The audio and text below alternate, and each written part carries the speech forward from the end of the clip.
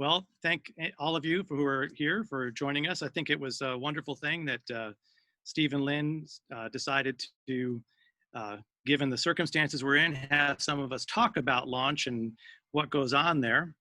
Um, I really love the launch showcase because it's a very intimate entertainment showcase in the sense that there's usually not more than 200 participants, and over the span of that weekend, you have several different opportunities to talk to all of the different representatives and agents that are there.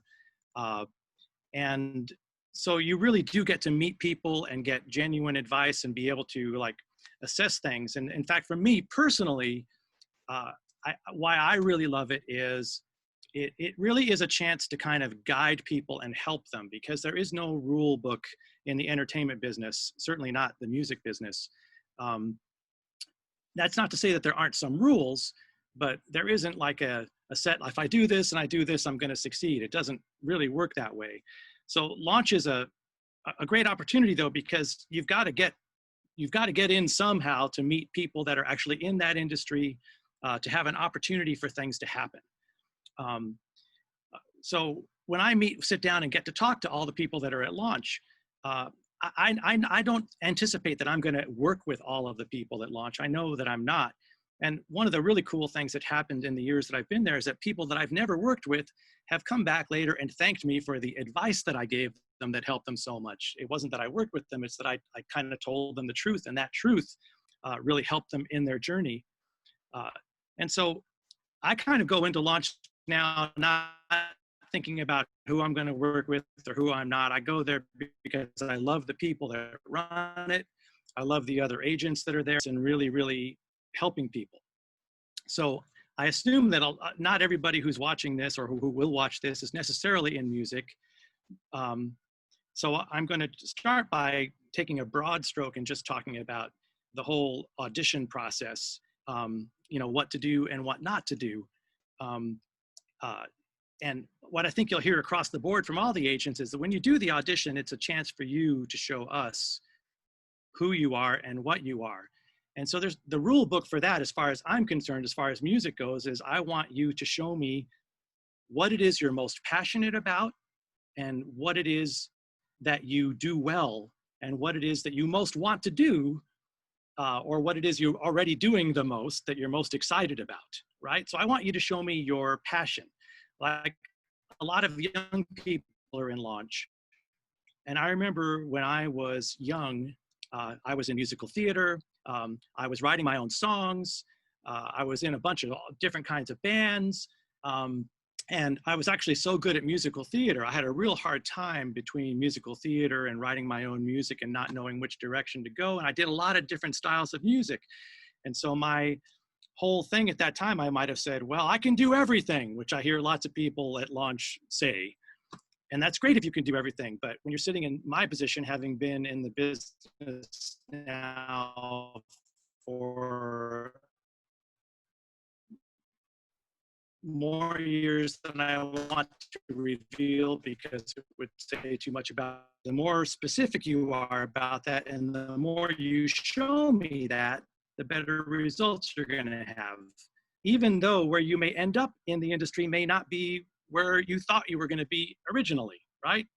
Because look at me, I'm a music producer, and I'll explain what that is later on. But I started out as a songwriter and an artist, and was very determinedly and very successfully for a while that. And that morphed into other things that I discovered. Actually, what I really like isn't necessarily being on stage. I like creating the music itself. And that's what a producer does. A producer actually makes the sound, the product, and it involves all kinds of different skills. So a little bit later on, I'll mention some of the different jobs that are in the music industry. And you might find that actually, I don't want to be the singer and the performer. I want to be the writer. I want to be something else. But from where you're at right now, when you go into launch, the thing that we would want to see is, if you know what it is you're passionate about or what you want the most, even if there's 10 things you want, show us that. Show me that. And I give that example because there was one gal I'll never forget at launch, because she got up there and she sang like a musical theater thing, and she was okay and she wasn't great.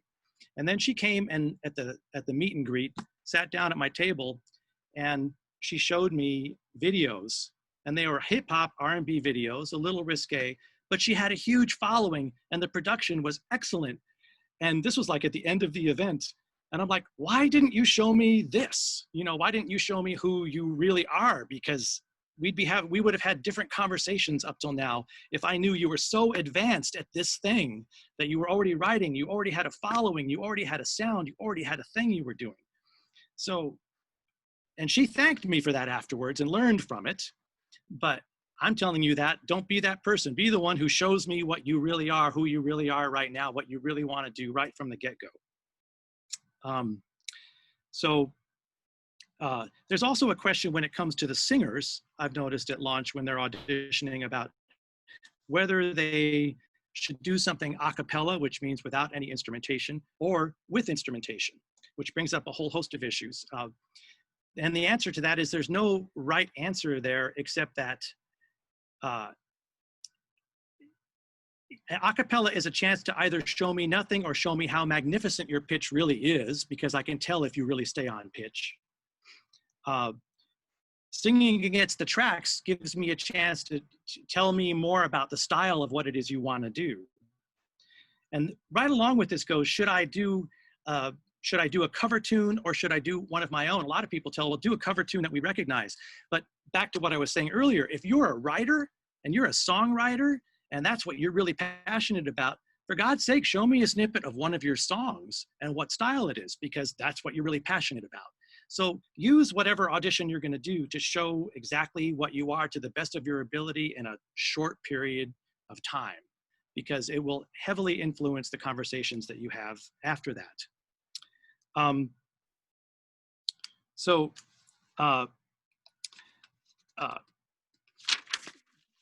Going into the music industry for a minute, there are many, many different, yeah, I know I have my reading glasses here. There are many, many different things that end up, many, many different jobs that are necessary that make the music industry run. So most people think of the stars, the Taylor Swifts, the huge thing, and I want to be the star. But living here in Nashville and being in the music industry here, what you realize is there are so many different jobs in the music industry. And a lot of these people started out being an artist, but then they got into some other avenue of the music industry that is part of that whole puzzle that makes the thing work. So there are people in Nashville that I love to share with people is the amazing session players that are here in town. The best instrumentalists in the world live here in Nashville. And when you work with them, it's an absolutely awe-inspiring experience pretty much always. Like I've been here 20 years now, and to this day, there is not a session that I do that isn't exciting and fun. And anybody that I've ever worked with that's gotten to sit in and on one of these sessions that, and when I talk about, I mean, the same people who play on Taylor Swift's record, I work with several of them. But it's not just Taylor Swift, it's just, these are, these are just, the session players play on everybody's records. And it's a community of people. And they're not snobby, they're very down to earth, the vibes are great. And the first time they play a song of yours, it comes to life and it sounds like it should be on the radio. And it's just like this magic that happens that you just cannot believe you're experiencing. So I really love that. So one of the jobs here in town, an amazing instrumentalist, is becoming a session player. And these guys, they're not the most famous people, but they play on all the famous people's records. And they live really great lives and they're really great people behind the scenes. In fact, one of the ones, the player who was the player of the year this last year, Janae Fleener, who plays with Blake Shelton and Steve Tyler, I was actually the first guy who hired her when she came to town, when I think she was like 17 years old or something, 20 years ago. Maybe she was 18. And she blew my socks off then. She was amazing then. So it's no surprise that, 20 years later, she is like the most celebrated, first female ever nominated, first female ever to win Player of the Year. But there are also arrangers. there are songwriters. Nashville is a songwriting town. So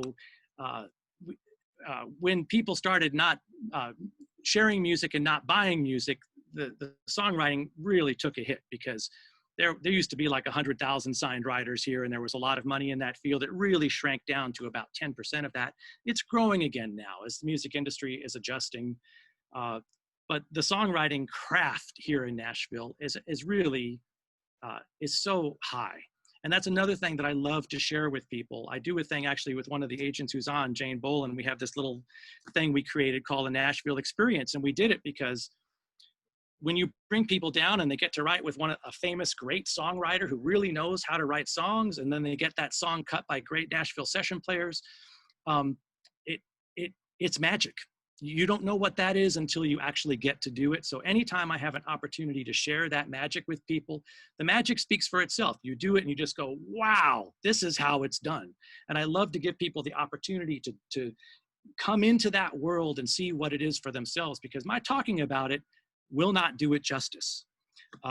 You have to experience it for yourself. And when you do, you'll go, wow, it's amazing that this exists and that it's accessible. But you have to know who the people are that work in that field and how to access those people. But whether it's the instrumentalists, whether it's the arrangers, whether it's the songwriters, one of the things I love about Nashville is there is a professionalism. There is a work ethic, and the artists, by any stretch of the imagination, they take their jobs really, really seriously. And your song could be so-so, and they don't know who you are, but if they're hired for your session, they give you 110% of what they've got. And by the time they're done, your so-so song sounds amazing. So I can't say enough about the community that's here. There are other jobs like being a producer, like myself, and even the word producer, which I'll go into a little bit later, it means a lot of different things today. Producer is, like saying, well, I'm a fisherman. Okay, well, some fishermen are fly fishermen and they catch trout. Another guy is catching marlin off of the ocean. And while they have things in common, they're really very different from each other. So there's a lot of different types of producers with a lot of different types of skills. And I'll talk about that in a minute. There's also managers and agents.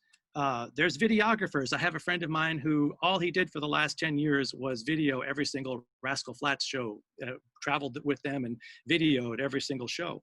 And along with those live shows, there are sound guys who do just the sound for the live shows. There's guitar techs. You might be a great guitarist and all this, and suddenly you get the job of setting up the guitars and the pedals and getting everything set for some famous guitarist. And sometimes that's a shoe-in. I know that one gal that was an independent artist who was really good ended up being the bass player for Sarah McLachlan years later. I watched this happen. So you just don't know how these things are going to evolve. There are also, there's stage techies. There's a whole series of jobs in the record labels themselves. I mean, they're staffed with people doing all kinds of things. And among those things are what we call A&R. A&R is artists and repertoire. So these are the people that if you're an artist, they're the ones who decide who, pick out the people that are going to be presented, to the label, right? So if Sony's A&R person would say, I think you're right for our label, for our roster, and present you to Sony, right? So you'd have to, if you were going to Sony, you wouldn't go to the president of Sony, you'd have to win over the A&R, the head of A&R, okay? So that's another type of job, but there's a head of A&R, there's lots of other A&R guys always scouting for talent out there. Those are other jobs in the music business. And of course there's music education, which I've done a lot of in my life. And the funny part was never really intentionally, although now I think it is kind of intentional. One of the things I love about Launch is because it is an opportunity to share and be honest and give people who don't know enough about the industry an education about it. But I did have one of the first rock music schools. I don't really get credit for it, but I started, you can look it up if you want. If you look under Matt Wilder, Little League of Rock Bands, New York Times, so you know it's fake news, 1999, which is exactly when I left doing this. You can read about what I did. And it's funny because that article came out just as I was leaving and moving to Nashville to get back into songwriting and producing. But I did it for about 15 years. And the truth was that the kids I was teaching at a little uptight private school like School of Rock asked me to teach them as a band. They did this for I group. And then when that second group graduated, at this time, I had a major recording deal, and I went through something horrible, which is that my producer, who was one of the biggest producers in the world, produced Tina Turner, Joe Cocker, Steve Winwood, Paul Young. He was HIV positive, and he died while we were making my first record, which was about the most devastating thing that could possibly have happened. And so I took that one rock band I was teaching at the private school, I opened it up to more people, not knowing what would happen because I needed a job. And I had 7 bands the next day. The next term I had 9 bands, and I got up to 17 bands a week of rock bands I was teaching. It completely took over my life. And in the summer times, I did ESPN television shows at a wilderness fishing lodge with Native Americans and set world records for trout. So I had a really unusual life for about 10 years doing these things. I actually did some of my music on the television shows. And these things all went nuts and took over my life. And I kind of went through a life crisis and said, I want to get back to making my own music. And that's when I moved to Nashville. And of course, became a producer rather than making my own music. I ended up producing everybody else's music, which is kind of how the business works. But I discovered that producing was actually what I liked doing, because producing is making the tracks. If I take one of my own songs and produce it, or I take one of your songs and produce it, that artistic process of how is it going to be arranged? Who are the players who are going to be on it? What genre of music is it going to fit into? I get to play guitars, I get to play bass, I get to sing background vocals, I get to co-write with artists. It takes all of the skills that I've learned all of my life, I get to use them in producing. If it's a bluegrass record, maybe I don't play anything. I just record bluegrass musicians and I do a nice dry mix and make it like a traditional bluegrass record. But if I do a weird alternative rock thing, I get to be hugely experimental. So it's all about, what the music wants to be. I try to help artists find their niche, find out what it is they actually are or want to be. And so that process of discovery is endlessly exciting for me, whether it's an established artist or a new artist at launch that I've met or from somewhere else. What I care about is I care about making, like a lot of the people who are professionals here in Nashville, I care about making a high quality, commercial ready product to the best of my ability.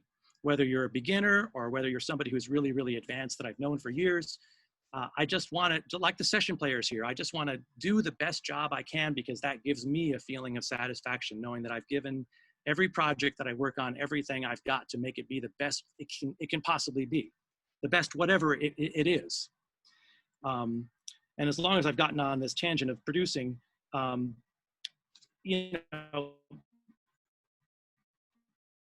producers, and they're great producers, but they might just hire other players. They don't play an instrument themselves. They just oversee the process. They hire a mix engineer. They hire players. They hire everything out, and they oversee the project. And some of these guys are brilliant. I don't take anything away from them. And I'm sort of the opposite of that, in the sense that while I work with Nashville session players, I have a group of really great programmers and remixers that I work with as well, that are part of my team.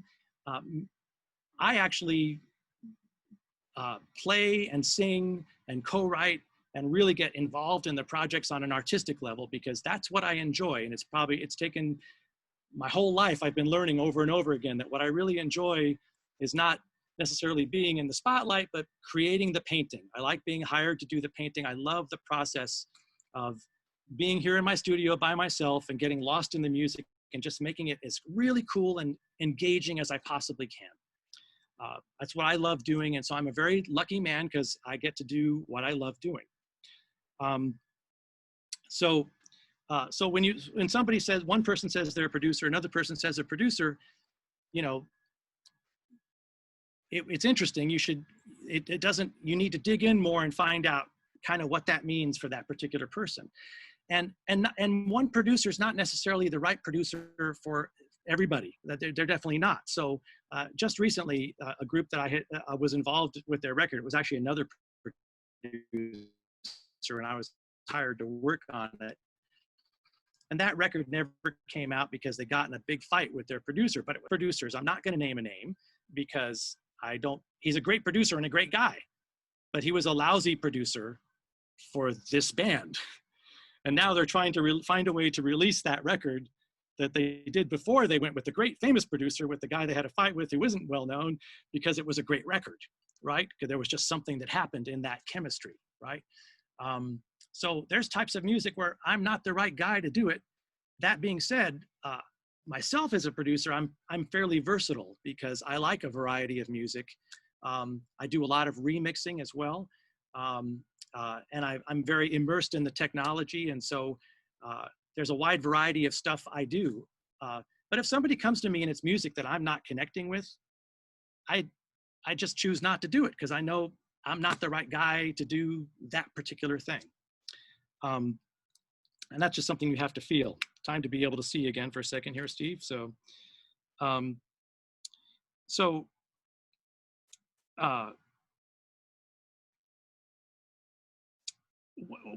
was going to give you guys some examples of, actually other things I want to share is that I wanted to mention again, this whole thing about this Nashville experience. I would say this to anybody, if you just want to come to Nashville and know what it's like to write with great songwriters and work with very, very famous players and get a product out of that.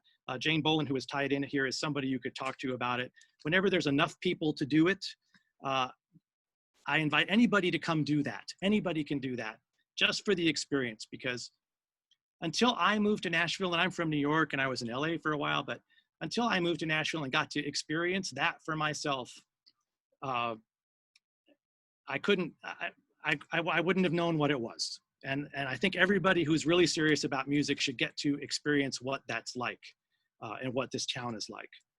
So if you want to hear a little bit let me tell you about one of the launch artists who's doing a bunch of things right now. Her name is Quinn Lesperance, and I'm mentioning her because she's putting out a series of videos and songs and releasing them, and they're getting promoted right now. And she's somebody that I met at launch quite a few years ago. And this is kind of typical of how launch goes. Like sometimes I meet somebody and go, wow, I'm going to work with that person. They're amazing. It never pans out. They don't follow up. Da, da, da, da. When I met Quinn at launch, she's very pretty. I thought she was going to be a model, whatever. I had no idea I was going to work with her. I just talked to her like I talk to anybody. And then much to my surprise, 2 or 3 months later, she calls me up and they've decided they want to work with me. I'm like, oh, great. Okay. Well, what kind of music do you want to do? Well, she kind of described, but she didn't know. She hadn't really done any recording. She wasn't writing songs. And I'm sharing this because this is how the process kind of works. She could sing pretty well though. And she had made one recording of covers.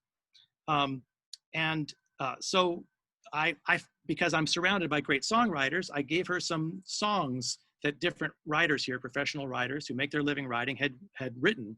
So she got to hear these demos and she picked out a couple of songs and recorded them. And it was a really good experience. It was, my typical demo. It wasn't really meant to be like the ultimate master thing because that's so time sensitive, but it was a really good recording. She did a really nice video, which she didn't end up releasing at the time, although it's out now. If you look up on YouTube, I think she has 3 videos out right now. So one of them is this one from when she started it when she was 15. She did the video when she was 16. Okay, and then I think there was a time period where we were in touch, but I wasn't really working with her directly. And then they got in touch with me again, and she was more serious, and she knew more what her style was and more what she wanted to do. And she'd already been to Nashville and had that Nashville experience of working with session players and all this kind of thing. So she knew what she was going to get. And she came back. And this time, though, she knew what she wanted. So I started designing music that was more in the style of what she knew she wanted, because she could play me a track and I go, well, I'll create a track like that. And then she also started writing songs. Before that, she was never writing songs. But when she came to Nashville and met co-writers and other people, she realized, oh, I can be involved. I can write songs. And when I'm writing songs, I'm expressing the art that I want to make, because it's a little bit of this, it's a little bit of this, it's a little bit of this. So I mentioned her because she's a great example, because her video, there's a song called Heavyweight she has out, which she did not write. A friend of mine, Deanna Walker, was one of the writers on that. She made a great video out of it. But in the making of that song and that video, she started getting a passion for creating her own music. So the next video that she put out that you can also find on YouTube is called Human Connection, which has a really cool lyric video. And that's a song that I actually co-wrote with Quinn by creating tracks that resembled the feel of what she wanted and writing a song with her. So that was a really cool thing. Now she's writing more and more songs, creating her songs. So she got into the songwriting thing because it became accessible to her when she got immersed into this culture that's here, and it's a can-do thing.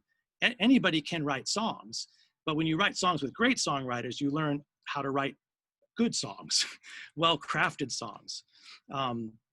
A lot of times, like when I meet people at launch and they come and they've written songs, you know, maybe the song is 7 minutes long, or it doesn't have a hook or a chorus, and it's not that the song is bad, it's just not going to be commercially successful for them unless they learn some of that craft that they need to learn.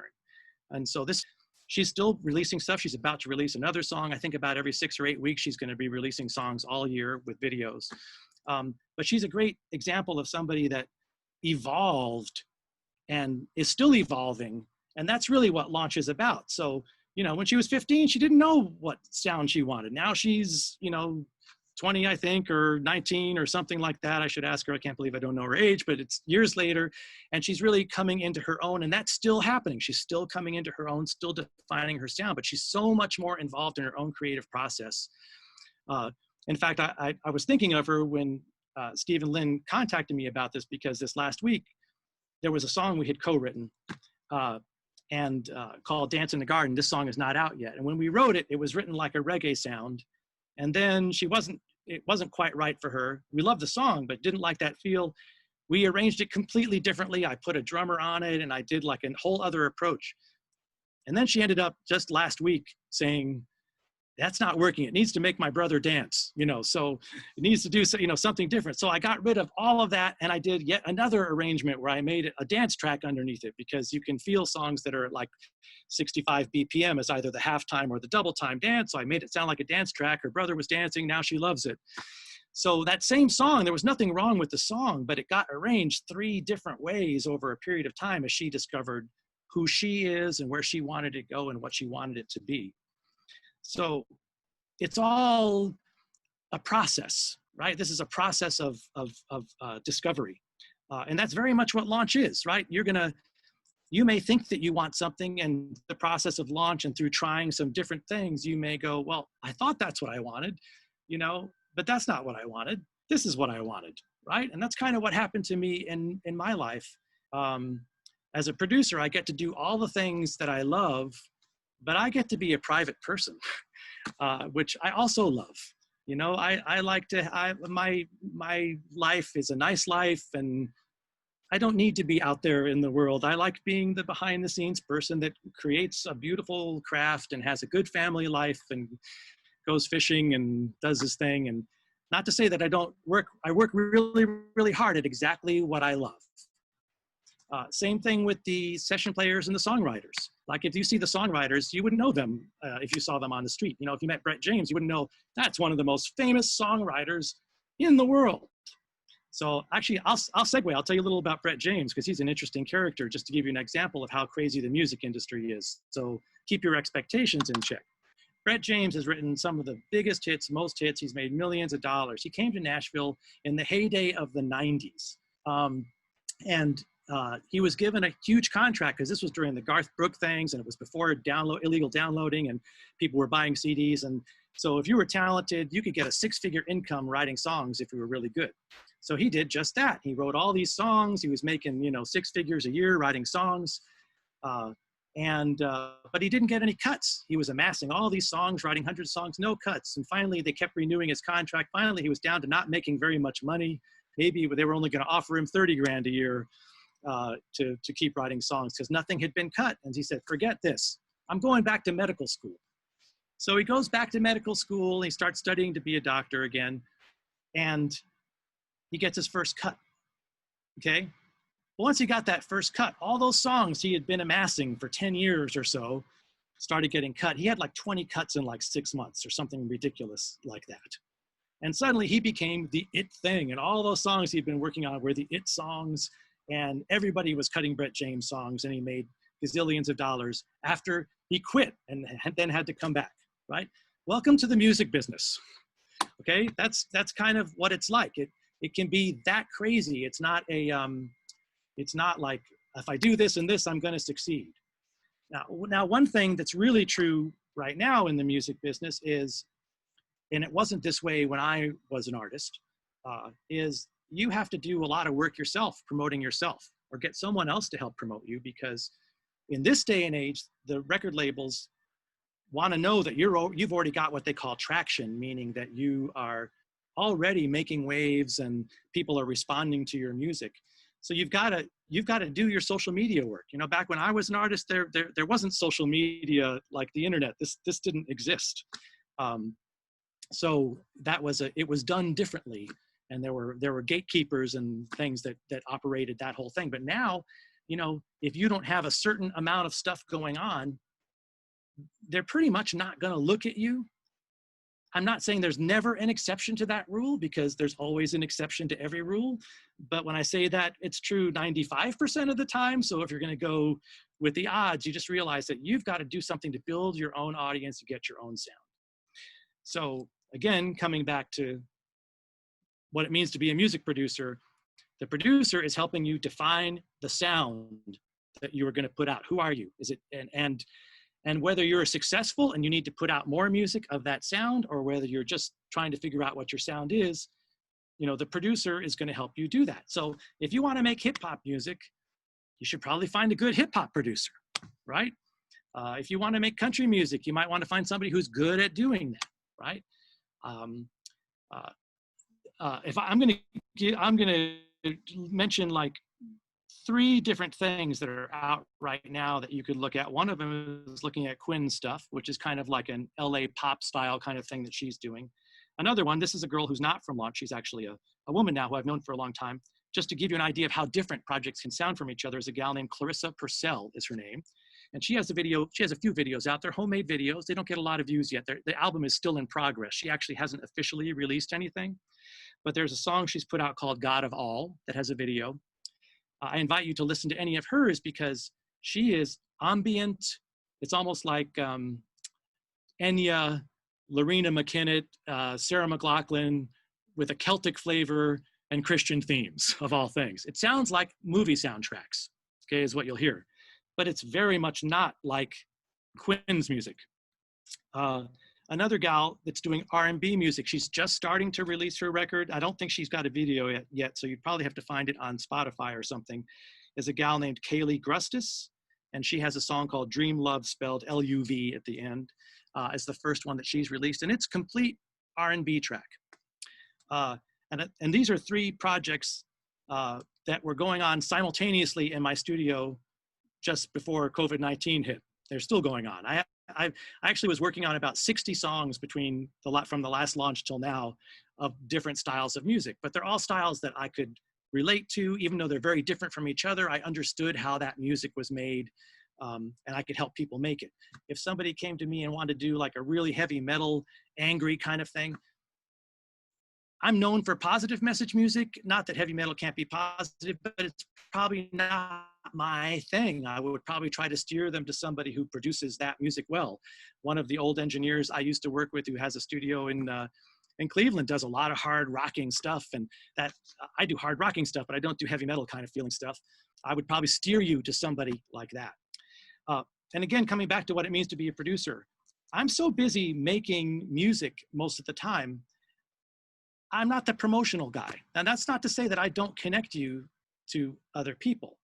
Because I can. So if somebody got to the point where I really feel like they are ready for prime time, meaning they can compete with the people who are actually signed to the labels, most of which, don't kid yourself, most of the people who have label deals are really good.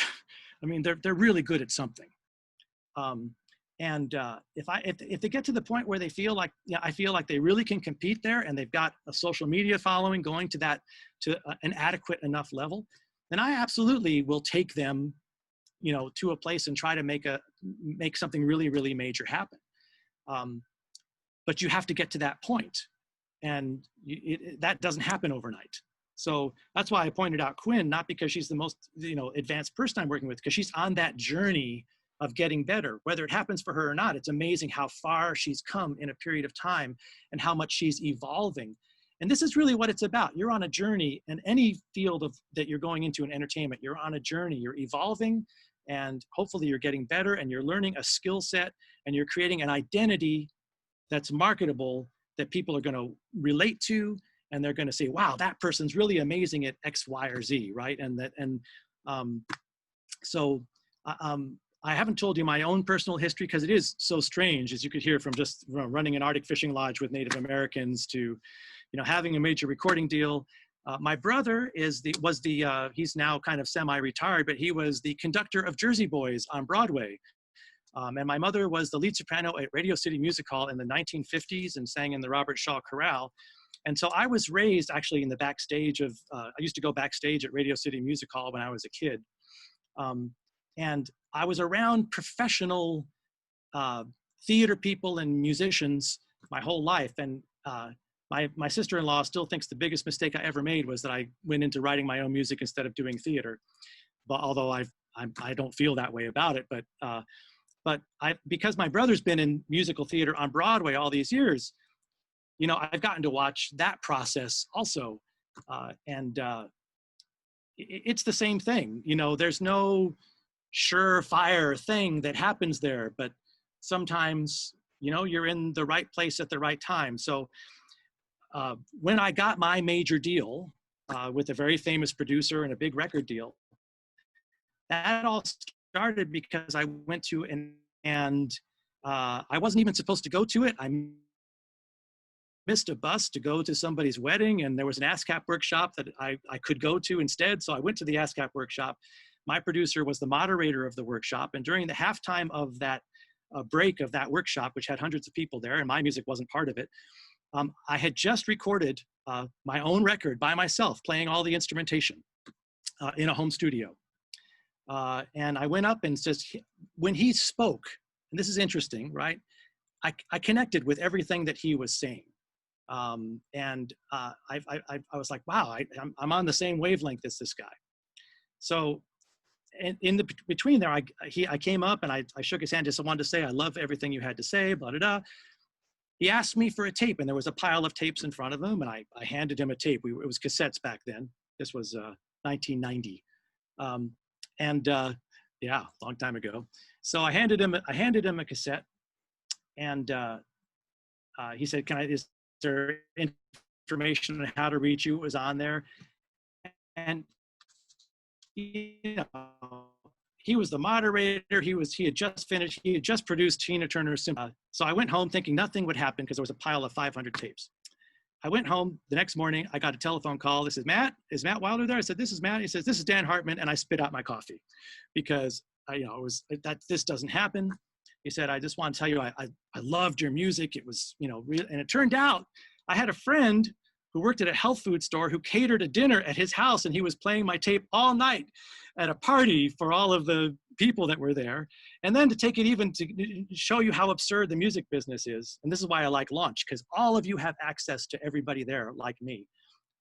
Mine was the only tape he listened to. And his attorney, who was Paul Marshall, who died recently, who was one of the biggest attorneys in the entertainment industry, told him he could not listen to any more tapes for legal reasons. So there was this one little window where he listened to one tape from one person he connected with from this workshop, which was me, which eventually led to my signing a deal with him. So that's how weird and chancy the entertainment business can be. This is why Launch is actually a great thing, because and they're going to tell you like it is, and you have a chance to we have a chance to have a connection or not. You might have a connection with somebody else in that is in your field, and you might go, wow, this is the person, I just know it. This is the person that I want to work with. And they're accessible. You wouldn't find me otherwise. And the same thing with the session players here in Nashville. You wouldn't know who they are or how to contact them. But once you become part of accessible, it's like suddenly you can start to make your journey and your dreams come true. So I've probably rambled enough. I'm not looking at time, but I'm happy to try and answer any questions any of you might have. I'm a big fan, so no matter what happens with this showcase, no matter how long it gets put off for things that we don't have power of, it's such a great thing. It really is. I look forward to it every time. I look forward to it with no expectation of I'm going to find somebody or that. It's more like, I know it's going to be good. I know I'm going to help people. I know I'm going to end up working with people, you know, unexpectedly later. Won't always be the people I think I'm going to work with. But I know I'm going to work with the people that I should work with. I kind of trust the universe for that. And I love introducing people to the music. The good side of the music industry is the people who make the music, in my humble opinion. So that's my world. I love to be around the people that actually make the music. That's what a producer does. That's I think the most special thing about Nashville is the writers and the artists and the musicians. It's incredible what it's like here. So I love to share that with people. But again, I can't say enough good things about what Launch is. That's why I look forward to it. I go to it. I'm so glad they still ask me to come. It's always just, it's a great experience. And as much for the people who don't work with me that I just get to give advice to and talk honestly with as the people who I do work with. All right. Hey, Matt. Yeah. You're rambling. I am. I'm done. Let me open it up. If anyone has a question, just put your hand up like this and we'll try to spot you and then we'll unmute you and you can ask Matt directly your question. Just so everyone knows, we're going to make a recording. Well, this is recorded and it's going to be up on our YouTube channel, Launch Showcase. You can check it out. You might even see yourself and you can share it with others who you know who had to miss today.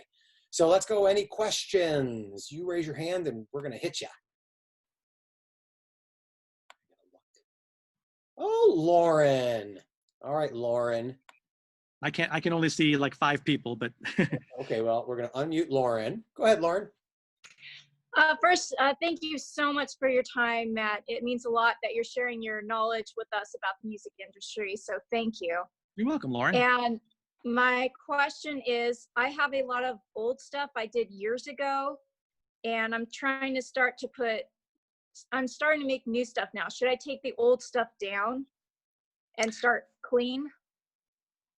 Interesting. That's a lot easier for me to answer if I heard what your old stuff was like. But the question you want to ask yourself is I really get your question. Let me tell you why. Because again, I avoided most of my personal history because it would have taken all the time. But I started out as a folk musician with 3-part harmonies. And then I went into dance music, new wave, alternative rock. And so that folk music wouldn't have represented what I ended up doing later as an artist. So the question I think that you need to ask yourself is, does that music, am I not that now? Is that something that, am I different now, or is it me just not as advanced? The other question you want to ask yourself, does it make me look good or make me look bad, right? Because you want to put your best foot forward, right? So there are people I've worked with where I go, man, you need to take that down. That looks so amateurish and you're so much better than that, right?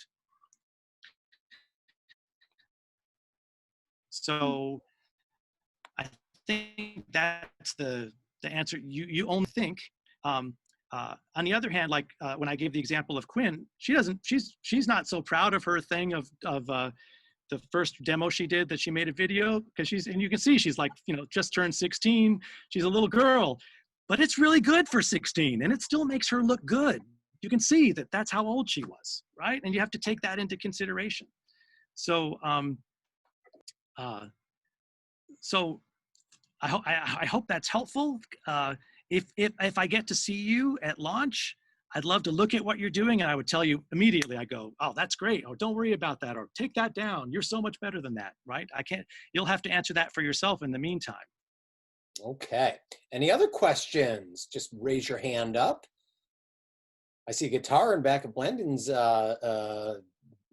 room there. He must be a musician of some sort. Why don't you play a little something? Quick. I've been taking this quarantine myself to learn a few chords. We'll have to do a little something together. This is new and different, and we're winging this. So yeah, by all means, whip out a guitar and play something. It's a bass. What's that? Oh, it's a bass. All right. Oh, you can hear me? I can hear you now. Okay. So I play at church, and I'm kind of learning. So I don't play skillfully enough to entertain you all. I'm gonna run and get my guitar and make you look good. Okay, I can follow you now. No, you know, I don't think that'll help for either one of us. So while I'm unmuted, Matt, I came on late, but I want to thank you for taking this time out to share with us, because I've been around a lot of musicians. I have a good ear. I can hear, I can pick up tones, sounds. I come up with a lot of different melodies and songs, but I have a problem with completing them. Yeah. So that's interesting. So co-writing that's what Nashville is about. Okay, so you're familiar, I'm sure, with Elton John, right? Elton John Yes. wrote music. Yes. Bernie Taupin wrote the lyrics. Mm-hmm. Elton John sucked at lyrics. Bernie Taupin was great at lyrics, right? Right. That still goes on today. So one of my favorite writers in town is really a lyricist. And there's a bunch of these guys who are lyricists. And I'm one of the guys, I write lyrics too, but I more write music and then love to work with lyricists in addition. Mm-hmm. So you might need to find like the complement to what you do, right? So there is an organization, NSAI. It's Nashville Songwriters International, NSAI, but it doesn't mean that it's country necessarily. It's about songwriting. Right. That's a great organization because it's a chance to meet writers. But even without that organization, because there'll be a chapter where you live. That's why I'm mentioning it. But look for people to write with if your problem is finishing stuff, right? And the other thing is, that's also a job. If something has a really good something about it, like if you wrote something and you haven't finished it, but Mm-hmm. it's got something great, like what a great hook or what a great chorus or what a great verse. There's something that was so good, that one part, but you haven't finished it. That much can actually get a producer like me excited. Mm-hmm. My job a lot of the time is finishing something, is taking something that could be great, it needs that hook, it needs Right. that chorus. In fact, one of the gals that I just finished producing, like she wrote this stuff and it was great lyrics, but she didn't have any choruses or any hooks. Mm-hmm. But she wrote great words and it was a great start. So I just kind of helped her finish her songs and got her together with other people who helped her finish her songs. And so what I see within myself, I'm good at writing hooks, chorus and hooks. So like melodies and things I can come up with. It's not a hard problem for me. So you write hooks, but you don't necessarily write the. Not purposely, they'll come to me. I'll hear something and then I'll go on it. I'll advance it. Right. But do you have like, you say you write hooks, but the issue that you're having about finishing it is like the rest of the lyrics. So you feel like you're more like coming up with a theme. Yes, correct. So you need to find a good lyricist, right? Somebody who can like help flesh things out, or Mm-hmm. you know, if you write really great hooks, I want to hear them. You were at launch, and if you're at launch and you sit down at the table with me, I'm like, show me some hooks. Sure. Because if they're really cool and they're really groovy, I'm going to go, dude, I'll help you finish them. Let's do this, right? I mean, it's because you don't have to do everything. You just have to know what you're good at, right? And songwriting these days, it's kind of like everything is a hook in pop music these days. Mm-hmm. The verses are hooks, the instruments are hooks, the choruses are hooks. I mean, everything is a hook. You can't write enough good hooks. So don't give up is, I guess, my thing. If you're having trouble, see if you can find, you know, other people who you really admire, who like what you're doing and that would want to collaborate with you. That would be a good thing to do. Great. Do we have another question? Got time for one more, I think. I'm looking for a hand. I'm looking for another instrument in the background. Anyone? I see pictures. I see windows. I see books. I see light switches. I see, boy, some of you didn't clean up. Lynn. Oh, Lynn, you have a question? Hold on, we'll unmute you, Lynn. Go ahead, Lynn. So Matt, what would you suggest that they work on while we have all of this time on our hands? What would you suggest they put their energy into? If they're, you know, to answer that question depends upon where they're already at. Whoop, I see a guitar. It's Steve though. So if they're writing songs, you know, write songs. So one of the people I'm working with is like, he's stuck at home, but now that he's out of work because he worked at a restaurant, he's like really putting his time into writing his songs.